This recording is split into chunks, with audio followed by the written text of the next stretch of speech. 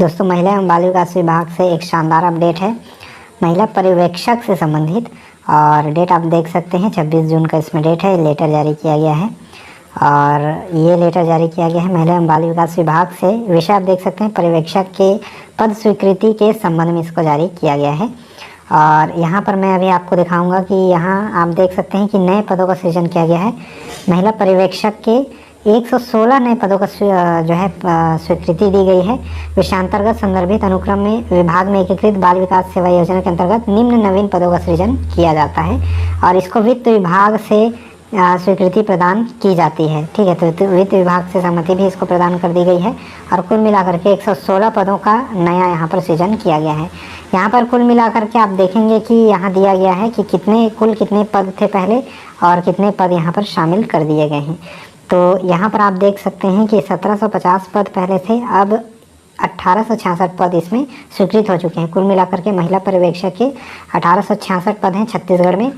और चूँकि आप इस पत्र से ये समझ सकते हैं, इस लेटर से, इस जो है इस PDF से कि विभाग में काम चल रही है महिला पर्यवेक्षक की और इसमें बहुत ही जल्द आप लोगों के लिए वैकेंसी भी जारी हो सकता है, क्योंकि इससे पहले राजपत्र में प्रकाशित हुआ था उसके जो भर्ती नियम है उसके बारे में। और फाइनली अब जो है सुनने में ये आया था कि इसमें कुछ पदों का सृजन होना है, उसके बाद भर्ती की प्रक्रिया आगे बढ़ेगी। तो पहले 1750 पद थे, अब 116 नए पदों का सृजन किया गया है। अब टोटल 1866 पद हो गए हैं। तो इसी वजह से इस लेटर को जारी किया गया है कि 116 नए पदों का सृजन किया गया है। है जो विभाग अंतर्गत पर्यवेक्षक के स्वीकृत पदों की संख्या देखिए, जिले का नाम, परियोजना का नाम, प्रकृति, शहरी, ग्रामीण, ट्राइबल सेक्टरों की संख्या, पूर्व में स्वीकृत पदों की संख्या और नवीन स्वीकृत पदों की संख्या और इसके बाद योग। तो देखिए अब रायपुर में देखिए जो पहले 75 था और उसके बाद देखिए जो 2 नवीन हुआ है। इस प्रकार से कुल मिलाकर के जो रायपुर में 75 पोस्ट हो गए, गरियाबंद में देखिए 54, बलौदा बाज़ार में 60, दुर्ग में देखेंगे तो 59, बालोद में 59, उसके बाद अब आगे आएंगे बेमेतरा, तो बेमेतरा में देखिए 46, धमतरी में 42, राजनांदगांव में 59, खैरागढ़ छुई खदान गंडई में 25, मोहला मानपुर अम्बागढ़ चौकी में 29, कबीरधाम में 63, आगे आएंगे महासमुंद में 65, 65, बिलासपुर में 76, गौरेला पेंड्रा मरवाही में 31, मुंगेली में 47, कोरबा में 93 और जांजगीर में 49, शक्ति में 34, रायगढ़ में 90, सारंगगढ़ बिलाईगढ़ में 40, सरगुजा में 80 और जसपुर में देखेंगे तो 118, कोरिया में 21, मनेंद्रगढ़ चिरमिरी भरतपुर में 37, सूरजपुर में 79, बलरामपुर में 80, बस्तर में 75, नारायणपुर में 15,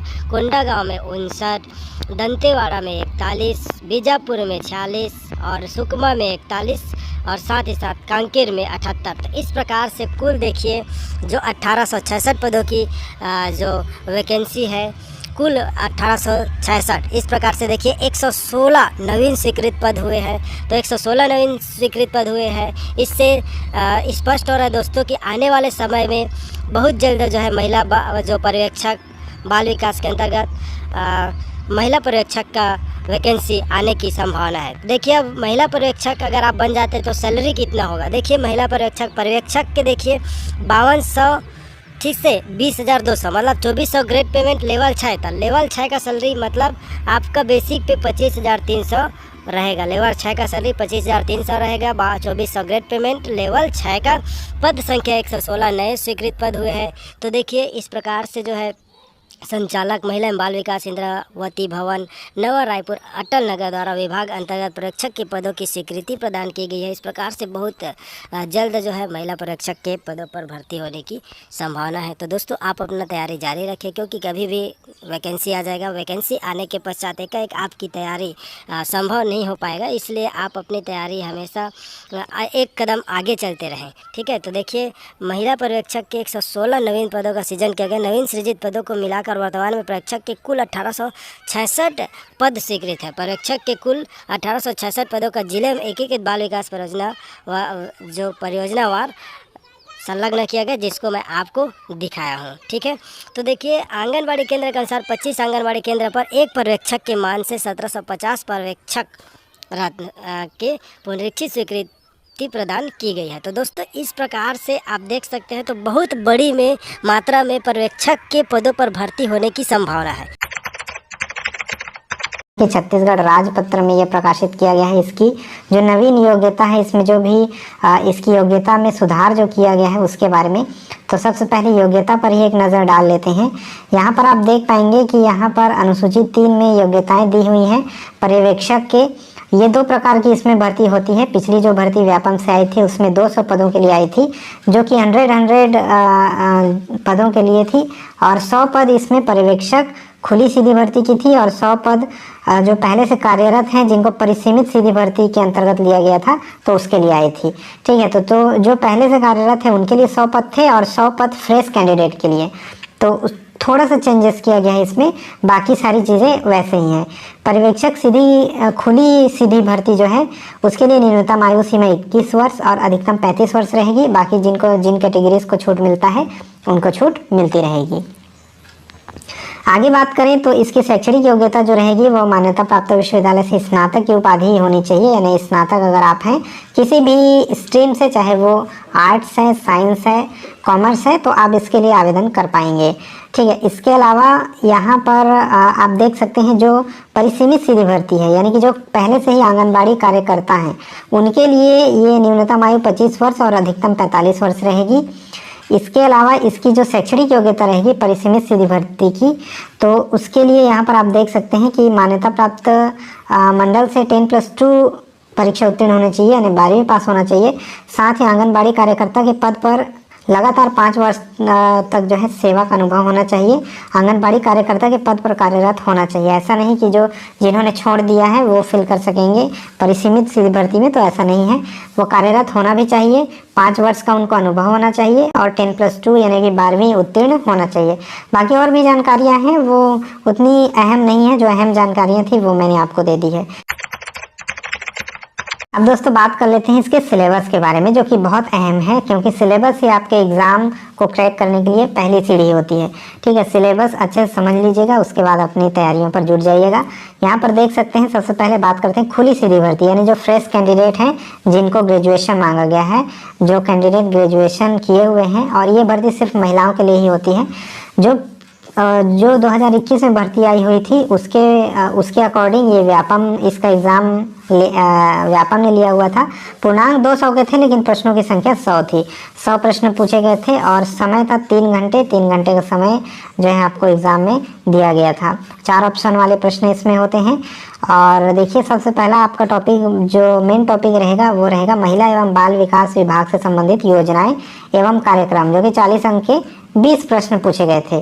ठीक है, तो 20 प्रश्न पूछे गए थे। और यहाँ पर इसका जो सब टॉपिक्स हैं उसको आप देख सकते हैं। एकीकृत बाल विकास सेवा योजना, आंगनबाड़ी की सेवाएं, हितग्राहियों के उद्देश्य, आंगनबाड़ी कार्यकर्ता के दायित्व, आंगनबाड़ी केंद्र स्वीकृति के मापदंड, ये टॉपिक हैं। साथ ही पोषण एवं स्वास्थ्य संबंधी जानकारी है, कुपोषण एवं वृद्धि निगरानी और वजन त्योहार, शिशु एवं मातृ मृत्यु दर, टीकाकरण, रोगी प्रतिरक्षण, बच्चों को पोषक तत्व की कमी के कारण होने वाली बीमारियां, विभाग की केंद्र प्रवर्तित योजनाएं। यहाँ पर केंद्र की योजनाएं जैसे कि पोषण अभियान, पूरक पोषण आहार कार्यक्रम, प्रधानमंत्री मातृवंदन योजना, सखी one stop centre, Beti Bachao Beti Padhao, एकीकृत बाल संरक्षण योजना, तो इत्यादि जो योजनाएं हैं वो यहाँ पर पूछे गए हैं। ठीक है, इसके अलावा विभाग की राज्य मद की योजनाएं, राज्य की जो योजनाएं हैं उसके बारे में भी प्रश्न पूछे जा सकते हैं।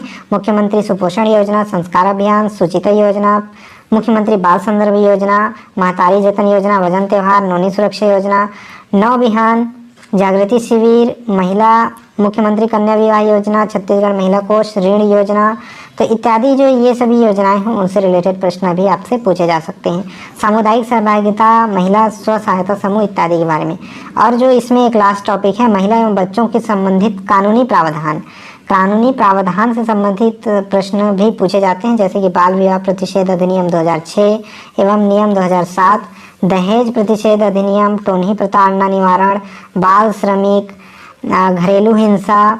ठीक है, इसके अलावा छत्तीसगढ़ राज्य महिला आयोग अधिनियम, तो जितने भी अधिनियम है जैसे कि महिलाओं और बच्चों पर होने वाले लैंगिक उत्पीड़न, कार्यस्थल पर होने वाले महिलाओं पर लैंगिक उत्पीड़न, किशोर न्याय अधिनियम, तो इत्यादि ये जो अधिनियम से संबंधित प्रश्न आपसे पूछे जा सकते हैं। दूसरे नंबर पर आपका आ जाता है 80 अंक यानी कि 40 प्रश्न आपसे पूछे जाएंगे सामान्य मानसिक योग्यता और सामान्य ज्ञान के। तो इसमें रीजनिंग और जीके आपका दोनों शामिल रहेगा। इसमें जीके और रीजनिंग जो व्यापम का पैटर्न होता है उसी के हिसाब से पूछा जाएगा, जैसे कि विषमताओं को पहचानना, अंकिक श्रेणी, अक्षर श्रेणी, अक्षर अंक, तो इत्यादि से संबंधित रहेगा।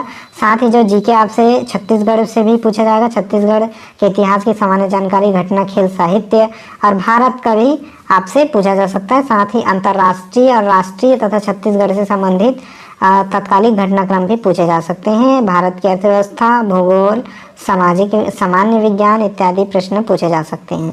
अब आ जाते हैं सामान्य हिंदी एवं छत्तीसगढ़ी भाषा। ठीक है, तो ये सामान्य ज्ञान पूछा जाएगा 30 अंक का, यानी कि 15 प्रश्न आपसे पूछे जाएंगे, जिसमें छत्तीसगढ़ी और हिंदी दोनों शामिल रहेगा। शब्द रचना, शब्द प्रकार, तत्सम, तद्भव, देशज, विदेशज, अनेक शब्दों के लिए एक शब्द, मुहावरे, लोकोक्ति, स्वर व्यंजन, लिंग, वचन, संज्ञा, सर्वनाम, शुद्ध, अशुद्ध इत्यादि। उसके बाद है जनरल अंग्रेजी, 20 अंक के यानी कि 10 प्रश्न पूछे जाएंगे। नंबर, जेंडर, नाउन, प्रोनाउन, जो भी ग्रामर है, इंग्लिश ग्रामर, उससे रिलेटेड प्रश्न पूछा जाएगा। सामान्य गणित भी आपसे पूछा जाएगा 30 अंक का, यानी कि 15 प्रश्न आपसे गणित से पूछे जाएंगे, जिसमें गणित के सामान्य टॉपिक हैं जो कि व्यापम में सामान्यतः शामिल होते हैं, यहाँ पर से आप देख सकते हैं। अब आ जाते हैं परिसीमित सीधी भर्ती के लिए। तो बहुत ज़्यादा अंतर नहीं है। परिसीमित सीधी भर्ती में 200 अंकों का ये प्रश्न पत्र होगा और इसके अलावा 100 प्रश्न इसमें भी पूछे जाएंगे। इसमें भी आप देख सकते हैं महिला एवं बाल विकास विभाग से संबंधित जो योजना और कार्यक्रम है उसका वेटेज ज़्यादा रखा गया है। 120 अंक का यानी कि 60 प्रश्न इसी से पूछे जाएंगे। टॉपिक लगभग सेम रहेंगे। इसके आगे बात करें तो ये पहला टॉपिक हो गया। दूसरे में सामान्य ज्ञान और सामान्य मानसिक योग्यता। 30 अंक के 15 प्रश्न पूछे जाएंगे। टॉपिक वही रहेंगे जो मैंने अभी ऊपर बताया आपको। सामान्य हिंदी के 20 अंक के 10 प्रश्न रहेंगे, जिसमें सामान्य हिंदी और छत्तीसगढ़ी भाषा दोनों शामिल रहेगा। इसके अलावा जनरल अंग्रेजी आपसे 10 अंक के 5 प्रश्न पूछे जाएंगे। सामान्य गणित 20 अंक के 10 प्रश्न पूछे जाएंगे। टॉपिक वही रहेंगे जो मैंने आपको बताया हुआ है। ठीक है, तो इसकी जो ऑफिशियल जब भी कोई भी जानकारी आती है तो आप लोगों तक पहुंचाई जाएगी,